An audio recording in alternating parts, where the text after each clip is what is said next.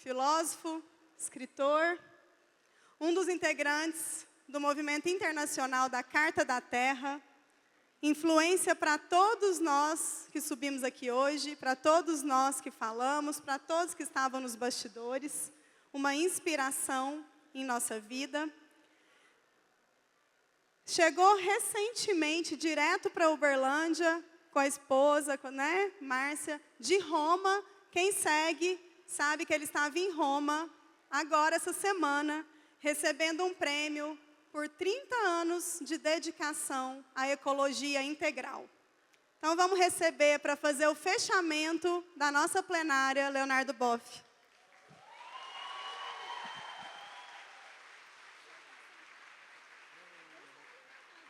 Boa tarde a todos e a todas. Antes de começar, eu quero expressar o meu agradecimento à família Martins por essas iniciativas educacionais, que é uma contribuição rara nas nossas empresas. É alguém que tem um sentido humanístico e, por isso, aberto às questões sociais, e eu quero agradecer muito a eles, a Ludmila também, todos os que prepararam esse encontro extraordinário. Nós temos duas fomes, uma fome de pão e fome de beleza. Só que agora todo mundo está com fome de pão. De maneira que, vou falar rápido aqui. Um grande pensador marxista peruano disse: temos que conquistar o pão e também conquistar a beleza. E Dostoiévski, nos seus Irmãos Karamazov, diz: será a beleza que vai salvar o mundo. E eu vejo que vocês têm uma utopia poderosa. Você pode mudar o mundo. Então não é uma utopia pequena, é uma utopia radical. Eu acho que não se trata de mudar o mundo, mas este mundo sob o qual nós estamos vivendo e sofrendo, esse tem que mudar. Porque se nós não mudarmos esse mundo, ele nos vai acabar. Porque nós chegamos num ponto da história da humanidade como nunca houve antes. Porque nós criamos o princípio da razão irracional, o princípio da autodestruição. Nós podemos, com armas químicas, biológicas, nucleares, destruir várias vezes toda a vida do planeta. E isso pode ser iminente, pode ser até nessa semana, porque esse louco do Putin, todo mundo está alarmado ao nível do mundo, que ele possa usar armas nucleares para vingar-se dos ucranianos, que destruíram 20% de todas as naves supersônicas portadoras de ogivas nucleares. Ele não vai engolir isso, possivelmente será deposto internamente pelos generais, ou ele vai dar uma resposta terrível. E ele prometeu isso. Mas não é sobre isso que eu quero falar. Eu fiquei impressionado com as muitas exposições que foram feitas aqui. Porque esse projeto, que é o RICO, que é uma educação interdimensional, ela supõe uma imagem de ser humano. E nós vimos aqui imagens diferentes de ser humano, que nós podemos ser humanos de muitas formas diferentes. Como a Sílvia mostrou, como a Cambeba mostrou, e outros tantos, que uma forma de ser humano integrada na natureza, sentindo-se não em cima da natureza, mas parte dela. E nós, na nossa tradição cultural, nos sentimos como donos que estão fora da natureza, em cima dela, para usar uma figura, uma metáfora.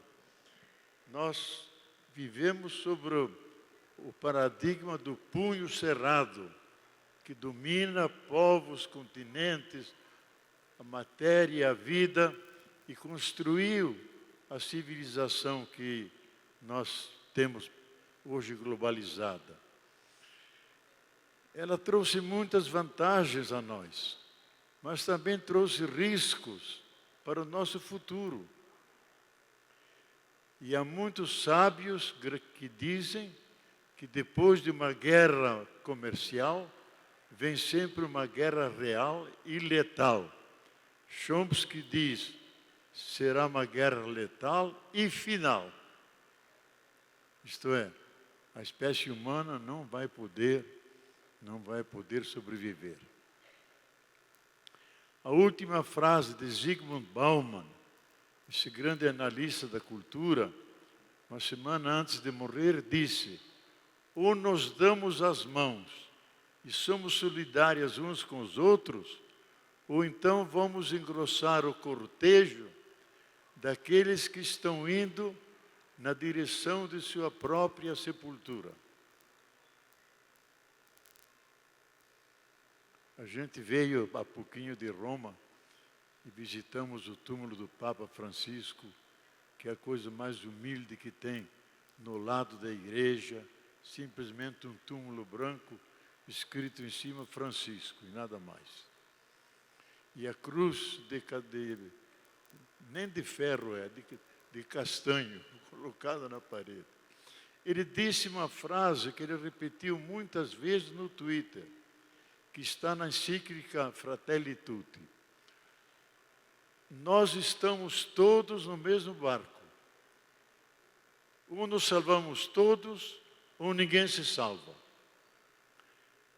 Eu devo dizer isso por honestidade intelectual, porque a grande maioria é negacionista, não aceita isso. E podemos ser surpreendidos por algo dramático para a nossa existência. Então, eu acho que essa reflexão que fizemos, vendo as várias dimensões do ser humano, é importante. Foi dito aqui que eu sou um pessimista esperançoso. Eu sou pessimista porque a realidade é péssima. A realidade é péssima, ao nível nacional e mundial. Mas sou esperançoso porque eu acho que a última palavra não tem a morte, nem a tragédia, como nos gregos, mas a vida. Temos o princípio esperança dentro de nós. O ser humano é um ser profundamente criativo. A história nunca é linear. Ela dá saltos. E pode muito bem acontecer que a humanidade se dá conta que ela está à beira do abismo e ela retroceda, mude o seu comportamento, o seu paradigma e diz que tolos éramos ao destruir as bases que sustentam a nossa vida. E aí tem uma relação mais amorosa, mais amigável com a natureza e assim garantem o nosso futuro. Era o grande sonho de Teilhard de Chardin, já nos anos 30, quando estava lá no Museu da China, Gobi, onde ele teve uma espécie de visão falando da noosfera, que nós estamos caminhando na direção de mentes e corações unidos, vivendo dentro de um mesmo planeta, da mesma casa comum. Nesse sentido, eu sou esperançoso.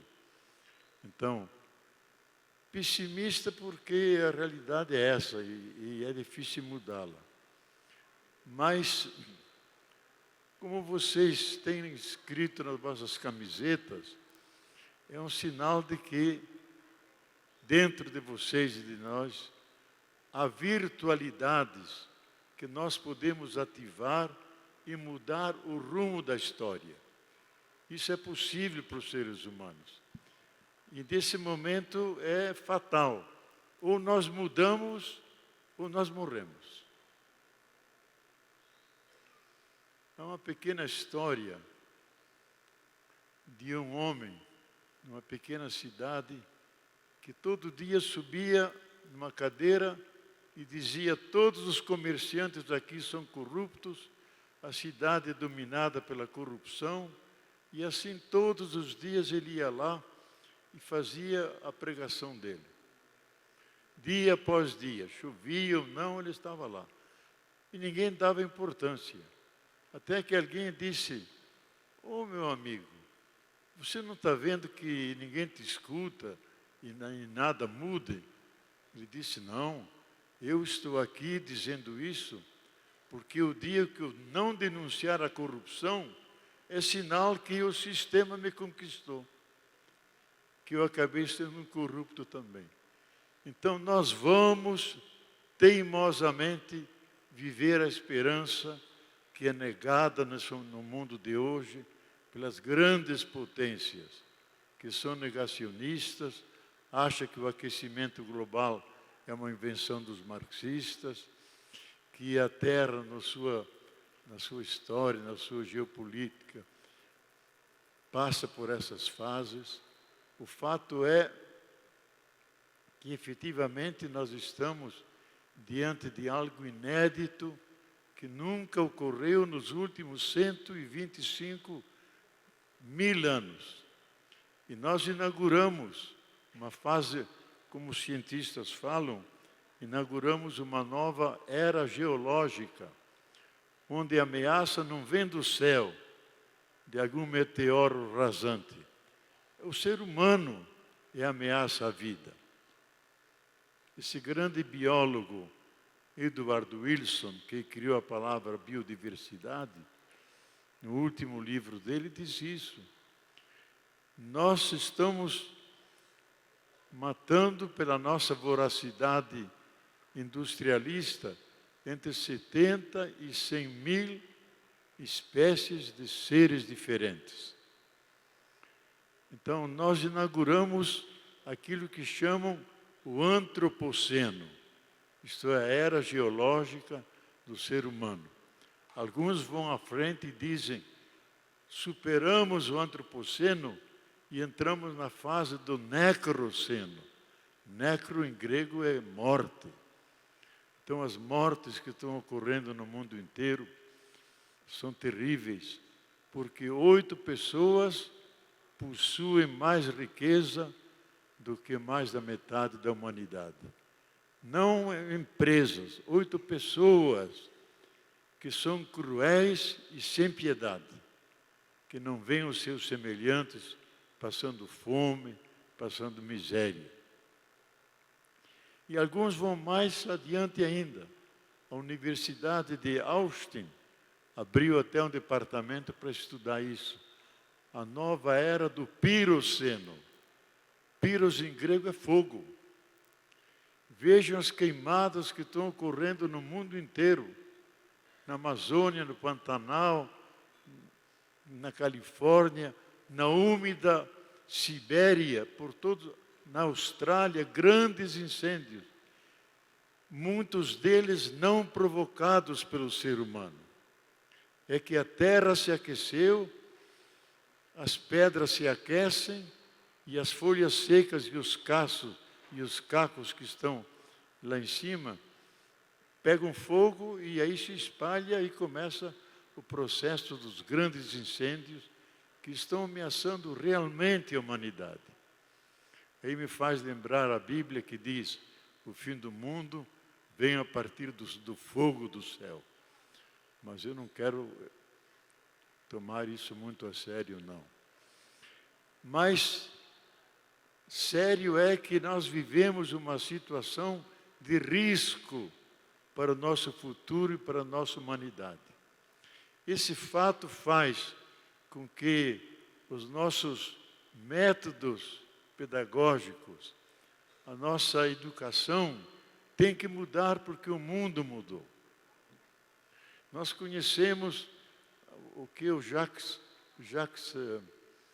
Delors, aquele grande intelectual francês, presidente da Unesco, dizia como devia ser a educação no século XXI. Dizia que é saber para conhecer, saber para pensar, não, aprender a conhecer, aprender a pensar, aprender a viver e aprender a conviver.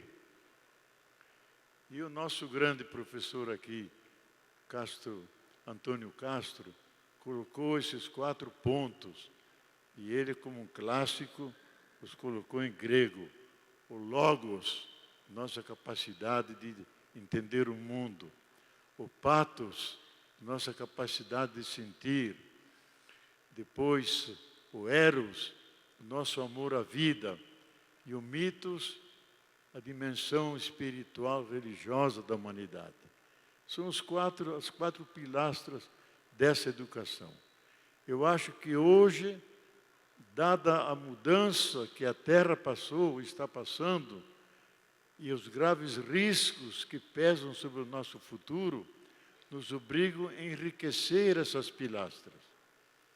E o primeiro ponto que devemos incluir é a ética do cuidado. O cuidado, já uma alta tradição que vem lá dos romanos, passando por Santo Agostinho e culminando no grande filósofo Heidegger, diz que o cuidado é a essência dos seres vivos. Se os elementos todos da natureza, que maduraram lá naquelas grandes estrelas vermelhas que se formaram após o Big Bang, se esses elementos não se tivessem articulado de forma sutil, não haveria a vida que nós temos hoje. Então, a própria vida depende de todo um processo que vem de longe, do processo que não fala da nova cosmologia, mas da nova cosmogênese. É a gênese do universo que está indo, se construindo, se expandindo, criando espaço-tempo e, ao mesmo tempo, dando dimensões incomensuráveis ao céu.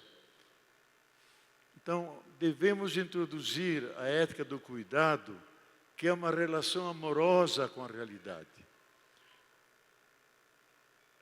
Heidegger, no seu livro Ser e Tempo, que é o miolo do livro, diz: a essência do ser humano não é a inteligência, nem a vontade, nem a liberdade. A essência do ser humano é cuidado, porque se os elementos todos não tivessem trabalhado juntos, nós não estaríamos aqui. E todos somos filhos e filhas do cuidado. Nós não temos nenhum órgão especializado. Um patinho nasce e já sai nadando. E se nossas mães nos deixassem no nosso berço, num ou 2 dias nós morreríamos de fome, porque não teríamos condições de buscar a nossa própria comida. Então, nós somos fruto do cuidado de nossas mães ou das pessoas que olharam e cuidaram para nós. Isso vale para o planeta Terra. Se me permite um pequeno parênteses. O dia 22 de abril de cada ano é sempre o Dia da Terra. E isso foi apresentado pelos povos indígenas na ONU durante muitos anos, para mudar o Dia da Terra para o Dia da Mãe Terra. E sempre era rejeitado porque diziam: isso é coisa de indígenas, mitologia superada. Mas, dadas as modificações, os tsunamis, os tufões, os eventos extremos, o aquecimento global, colocaram em discussão isso. Discutiram muito. E no final da última sessão, chamaram o Evo Morales, representante dos indígenas, para defender que a terra é mãe. Eu ouvi aí um dos discursos que mais me impactaram até hoje. Porque ele disse, começando assim: eu venho de joelhos representando os povos humildes da terra. Venho suplicar a vocês e com lágrimas, não maltratem mais a Pachamama que está sangrando. O século XX foi o século dos direitos humanos pessoais e sociais. O século XXI vai ser o século dos direitos da natureza e dos direitos da Mãe Terra.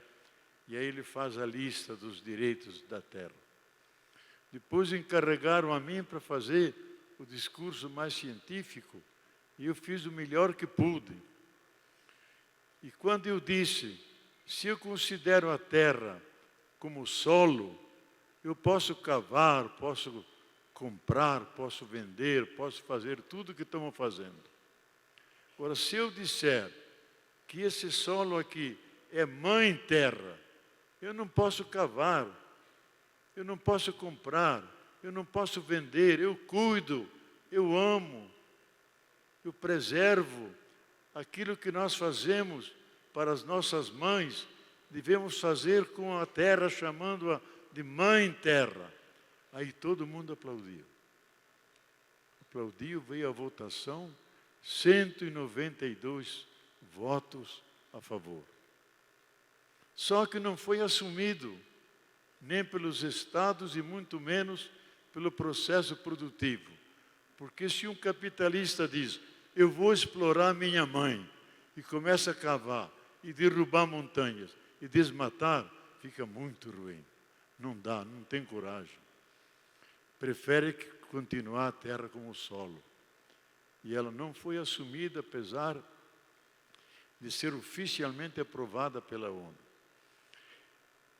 Então, essa relação de cuidado é fundamental hoje, porque é uma relação de amizade, é uma relação que protege, é a carícia essencial, é a mão estendida e não é o punho cerrado. Outra virtude que nós devemos cultivar e acrescentar dentro de nossos processos de educação é a solidariedade.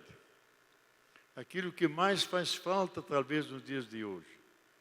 E a gente sabe, pela bioantropologia, que quando os nossos ancestrais iam buscar o seu alimento, eles não comiam cada um sozinho.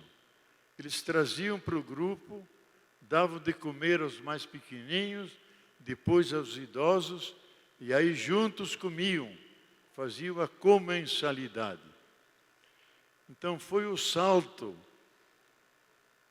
da comensalidade que permitiu esses nossos ancestrais antropóides dar um salto para a humanidade. Nós somos humanos porque nós comemos juntos. E nós preparamos a comida, como acentuava muito Claude Lévi-Strauss, que é uma diferença entre o animal e o ser humano. Nós preparamos, cozinhamos. Então, aquilo que foi verdadeiro ontem tem que ser verdadeiro hoje. Solidariedade. Se não tivermos solidariedade, dificilmente nós podemos salvar a nossa civilização. O ano passado, no G20, o projeto de tomar 0,2% dos lucros do grande capital especulativo e criasse um fundo para toda a humanidade que daria para matar a fome de todo mundo e habitações decentes, foi negado o projeto. Não era tirar do dinheiro deles, era tirar das rendas do capital especulativo, que a gente sabe que 90% é capital especulativo. Dinheiro que faz dinheiro, não produz nada, eles só acumulam. Então, nós estamos numa fase realmente dramática e no processo educativo nós temos que chamar a atenção desde os estudantes mais novos da nova situação da Terra e resgatar aquilo que eu acho de fundamental importância, que foi sempre negado nos últimos 300, 400 anos, que são os direitos do coração. Os direitos do coração. O cérebro límbico, que é a sede dos direitos do coração, tem 125 milhões de anos. Quando surgiram os mamíferos, e com os mamíferos entrou no processo da evolução algo que nunca havia antes, que é o carinho, que é o cuidado, que é o amor para aquela cria que foi dada à luz. Nós, seres humanos, não somos animais racionais. Nós somos mamíferos racionais. Somos seres de afeto. Então, o cérebro límbico, que é o patos, que é o coração, aí está o mundo das excelências, está a solidariedade, está a empatia, está o amor, está a espiritualidade. Esse mundo foi recalcado em nome da objetividade científica. Desenvolvemos a razão instrumental analítica, que surgiu há 8 a 10 milhões de anos atrás apenas. Mas ela dominou a nossa cultura. Estabeleceu o despotismo da razão. A razão ficou irracional, porque ela deu-se a si os meios para a própria autodestruição. O maior historiador do século passado, do século XX, Arnold Toynbee, que escreveu 10 tomos sobre a história das civilizações, ele disse na última entrevista: coube à nossa geração assistir às possibilidades do fim de nosso mundo, não por vontade do Criador, mas por vontade de sua criatura, irresponsável, que é o ser humano. Pois essa é a realidade. E a gente tem que dizer isso. Por isso eu quero produzir aqui em vocês, não tranquilidade, mas angústia. Angústia no sentido de Kierkegaard. Até a Vozes publicou o livro Angústia. Angústia é a situação antropológica humana permanente, que a gente fica angustiado diante do perigo, diante da viagem que faz um filho, que pode ser arriscada. Nos angustiamos por isso e por aquilo, que é um dado da nossa existência. Sem essa angústia, nós ficamos sentados numa rede, tomando caipirinha e deixando que as coisas sigam adiante. Quando nos angustiamos, nós nos preocupamos por aquilo que nós amamos, por aquilo no qual nós depositamos interesse. Então, hoje é o momento de nós termos essa angústia existencial que nenhum psicanalista pode curar, porque era da situação humana. Então, pelo futuro da vida que está ameaçado. Daí que a educação tem que ser diferente. Além do cuidado, a solidariedade, junto com a compaixão, e eu vou indo para o fim por causa da fome de todo mundo, que nós temos que incluir a dimensão espiritual. Uma espiritualidade natural. Ela não é sinônimo de religiosidade. A espiritualidade natural é um termo já consagrado na New Science, nos grandes nomes dos grandes cientistas norte-americanos e europeus, no maior cosmólogo vivo, Brian Swimme, David Bohm e outros, falam da espiritualidade natural, que tem o mesmo direito de cidadania, que a inteligência, que a vontade, que a sensibilidade. Só que nossa cultura, com o seu egoísmo, com o seu consumismo, com sua falta de cuidado com a natureza, cobriu de cinzas essa dimensão espiritual. Nós temos que evocá-la novamente, porque ela é um dado natural e ela se manifesta pelo amor incondicional, pela compaixão por quem sofre, por um olhar cuidadoso para com a natureza, com um sentimento de pertença à natureza e não de sermos donos delas, sermos irmãos e irmãs de todos os seres vivos, porque todos os seres vivos têm a mesma base biológica, os mesmos 20 aminoácidos e as mesmas 4 bases fosfatadas. Então somos de fato, não só pela mística gloriosa, extraordinária de São Francisco, que chamava a todos os seres com o doce nome de irmãos e irmãs, nós sabemos hoje que somos irmãos e irmãs por um dado de ciência. Quando James Watson e Crick descodificaram a espiral do código genético, se deram conta que todos os seres vivos, desde a bactéria mais originária de 3,8 bilhões de anos, passando pelas grandes florestas, os dinossauros, os cavalos, os colibris e nós, temos os mesmos 20 tijolinhos que se unem por 4 tipos de cimentos diferentes, que dá origem à biodiversidade. E tem como consequência que nós somos de fato, e não metaforicamente, irmãos e irmãs com as plantas, com os animais, com a formiguinha que está andando aí. A vida que está nela está em mim. Então nós precisamos estabelecer um laço de afetividade com a natureza. Amar as plantas, os animais, todos os seres, como nós tratamos nossos irmãos e irmãs. Isso supõe uma nova cultura. Stephen Rockefeller, porque nós juntos trabalhamos na Carta da Terra, me mandou o seu último livro, que ele é um professor, embora seja daquela família riquíssima dos Rockefeller, virou budista e anda com sapatos rotos e a roupa toda gasta já de muitos tempos que ele está vestido, porque é budista e vive assim. Mas é o homem que eu encontrei com mais capacidade de diálogo, e junto com Gorbachev e o pequeno grupinho nosso de 20 pessoas, escrevemos a Carta da Terra, que é um dos documentos mais importantes feitos em nome da ONU e assumido pela ONU. Começa assim o documento. Estamos num momento crítico na história da Terra, no momento em que a humanidade deve tomar uma decisão.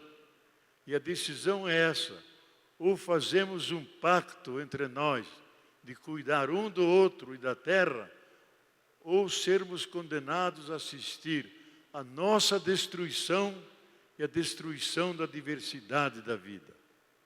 Primeira frase. Bom, vários, especialmente os 2 franceses cientistas, disseram: nós não podemos começar com uma frase tão apocalíptica.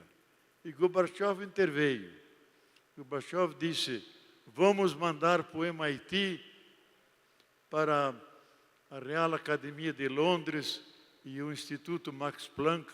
Mandamos essa frase para ver se podemos dizê-la ou não. Nem um mês se passou, as 3 fontes responderam: vocês não só podem, vocês devem dizer isso, porque essa é a realidade concreta da Terra. Eu nunca posso esquecer a última intervenção que Gorbachev fez, que ele coordenava o pequeno grupo.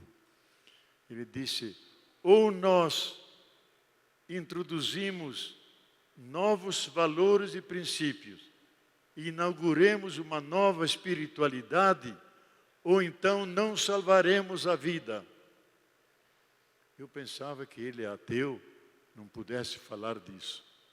Mas a gente conversando com ele, especialmente com a Mercedes Sousa, e eu fomos conversar com ele.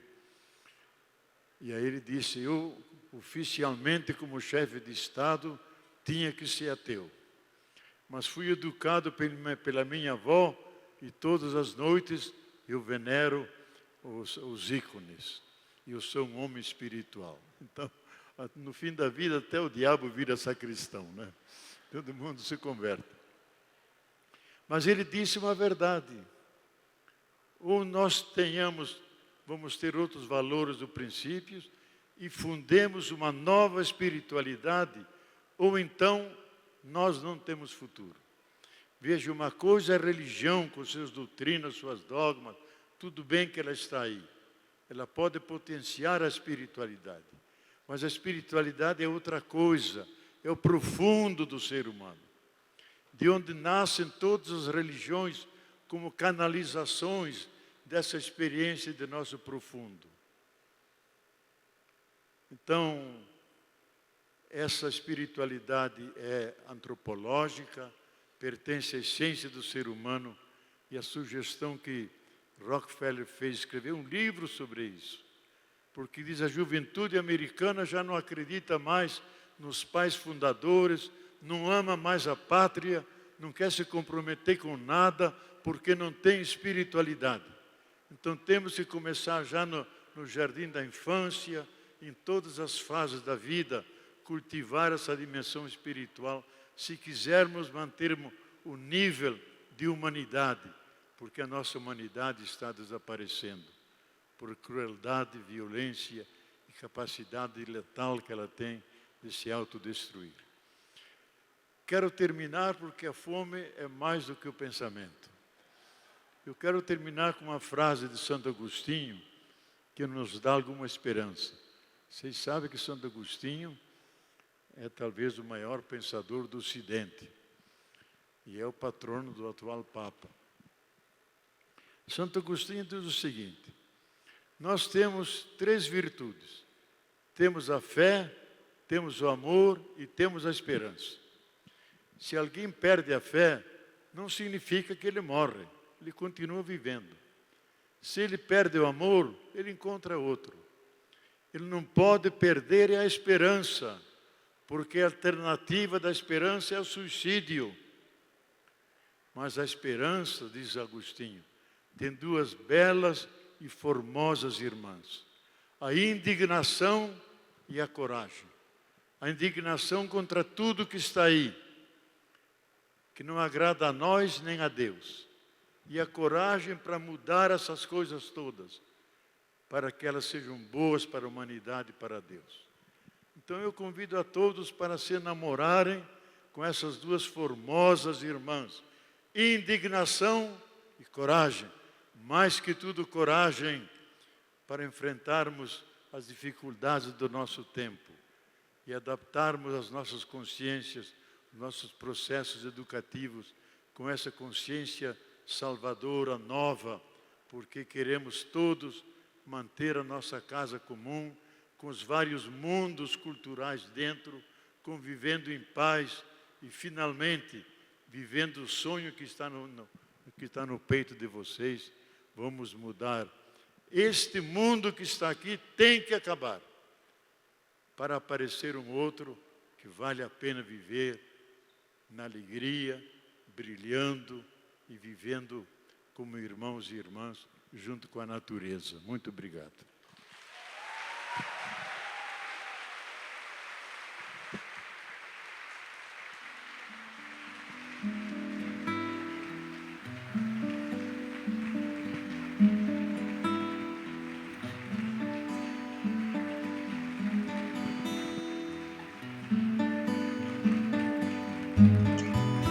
A paz invadiu meu coração,